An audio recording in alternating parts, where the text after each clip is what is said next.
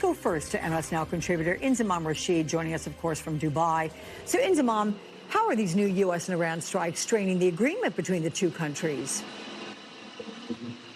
Well, Alex, I think we first need to figure out whether these tit-for-tat fighting that's been taking place over the last 24 hours will actually increase and expand and actually go to a whole different level where we could potentially see all-out war. I don't see that being the case here, but what I do expect is this kind of fighting to continue right throughout this whole peace process. Ever since the Memorandum of Understanding was signed, you remember the days leading up to that, Alex, you and I were talking considerably when that fighting had increased immensely, particularly the Israeli attacks inside of Lebanon and the Iranian-US strikes between each other as well. We saw the Iranian-Israeli strikes taking place as well. Right now, it seems contained, particularly around the Strait of Hormuz.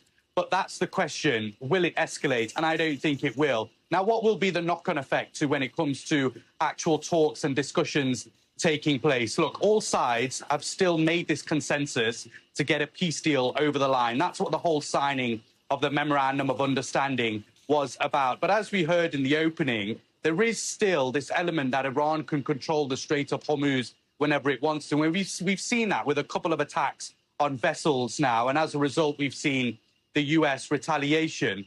But we've also seen the Iranian retaliation on Gulf states. Now, Iran hasn't come out and said that it specifically targeted Bahrain, but it said that it was targeting US assets in the region. Of course, we know that the naval Fifth Fleet is a big element in Bahrain in terms of when it comes to US military. Now, what the Bahrainis said today, and listen to the language here in particular, Alex, they said that the ministry strongly condemned the reprehensible act of aggression, stressing that the Iranian regime's continued attacks at a time when regional and international efforts are focused on de-escalation place sole responsibility on Tehran for undermining peace efforts. Now, look, it's my understanding that tomorrow in Switzerland, these talks will continue. We won't see the level of leadership that we saw in Bergenstock a few days ago. So J.D. Vance and the Iranian senior leadership and the Pakistani Prime Minister won't be there. But what we will see is these small groups, these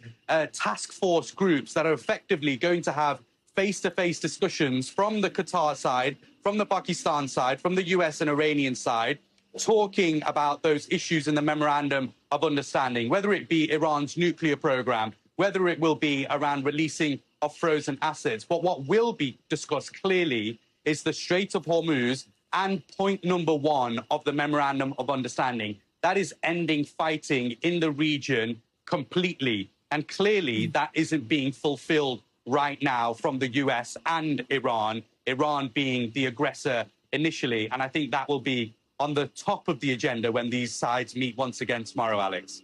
Okay. Inzamam, thank you so much for that. We'll be digging into those expectations coming up.